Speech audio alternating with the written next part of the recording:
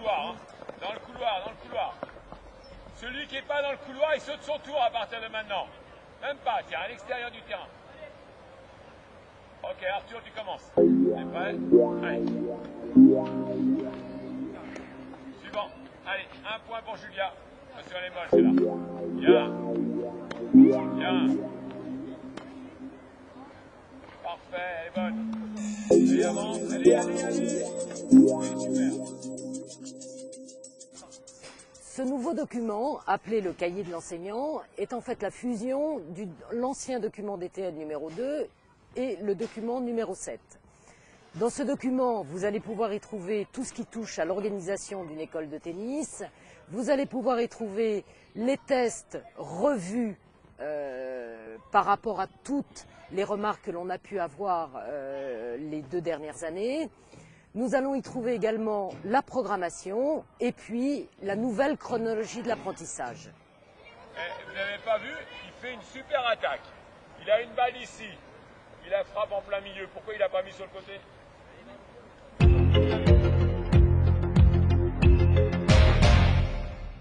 Une des particularités et une des nouveautés, c'est qu'on a ajouté à la chronologie de l'apprentissage, qui avait été, semble-t-il, très appréciée, une programmation de séances établie sur 25 séances dans l'année et par série de 5 séances, par cycle, on peut dire de 5 séances, dans lesquelles on retrouve les objectifs, les points clés techniques et également des exemples d'exercices, et le tout étant abondamment illustré par des photos, mais des photos d'enfants d'écoles de tennis réelles, et non pas des photos d'une technique idéale, ce qui parfois a aussi été reproché.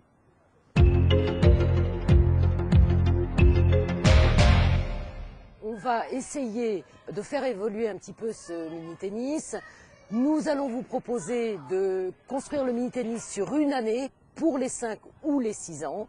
Pourquoi une année? Tout simplement parce que lorsque le mini-tennis en 1994 a été mis en place à la fédération, les enfants sortant du mini-tennis jouaient directement sur un grand terrain avec une balle dure. Or aujourd'hui, ce n'est plus le cas puisque les enfants passent en première balle sur des conditions de jeu qui sont exactement les mêmes qu'au mini-tennis, à savoir un terrain de 12 mètres et une balle mousse. Bien. Bien. Oh, elle a pris la marche arrière, Julia. C'est pas possible, ça.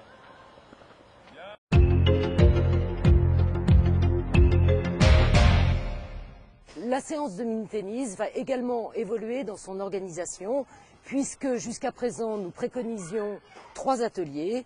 Aujourd'hui, l'on va fonctionner dans le mini-tennis comme une séance traditionnelle d'initiation et de perfectionnement, c'est-à-dire 10 à 15 minutes que l'on pourra faire évoluer en fonction du moment en début d'année notamment, 10 à 15 minutes de coordination, de motricité, parce que ces enfants-là en ont besoin à cet âge-là.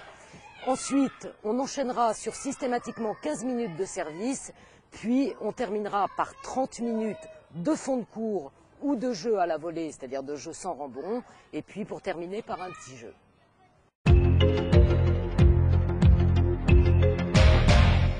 Autre nouveauté au niveau du mini-tennis, nous avons créé on va appeler ça une mini-chronologie de l'apprentissage, où l'on va demander finalement de respecter 4 ou 5 points clés. Un exemple, tenir sa raquette en bout de manche, ça paraît évident, mais je crois qu'il faut que les enseignants insistent auprès des enfants. Également, bien se tenir en attitude d'attention pour servir. Quelques points clés comme ça qui nous semblent nécessaires pour gagner du temps dans l'apprentissage. Venez voir. En courant, allez. Qui est-ce qui a resté le plus longtemps là? Combien votre record? 2 fois. 3. Tout le monde 3 alors. Bon. Donc là on va faire la même chose mais en démarrant avec un revers. D'accord? Ils vont ramasser d'abord 5 balles chacun. Allez en courant. Ou 7.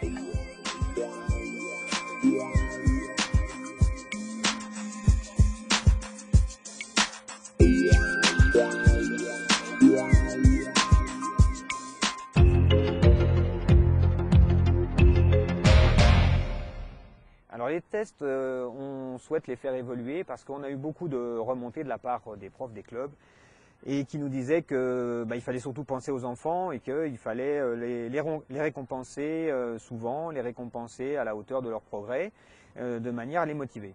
Donc à chaque niveau, à chaque format de jeu différent, donc 12 mètres, 18 mètres, 24 mètres, on a fait correspondre 2 tests.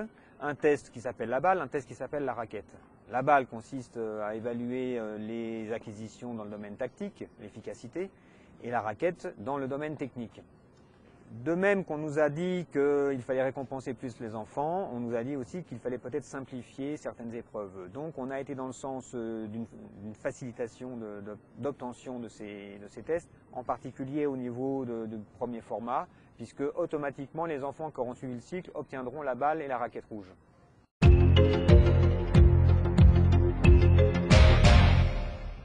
La chronologie de l'apprentissage a été revue dans le sens de la simplification.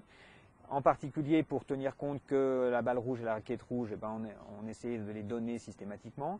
Et puis surtout la balle verte, raquette verte, la 3e phase sur 24 mètres balle intermédiaire était beaucoup trop ambitieuse.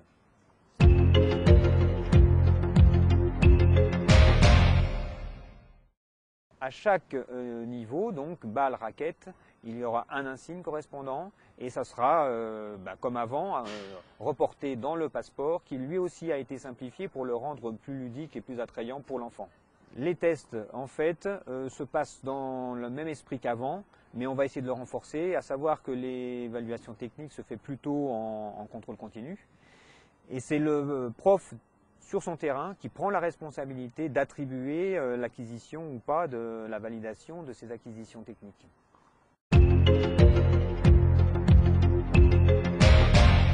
Le passeport va être rendu plus ludique, plus agréable, pour l'enfant principalement. Peut-être qu'avant on se plaçait trop du point de vue de l'enseignant, il faut mettre l'enfant au premier plan.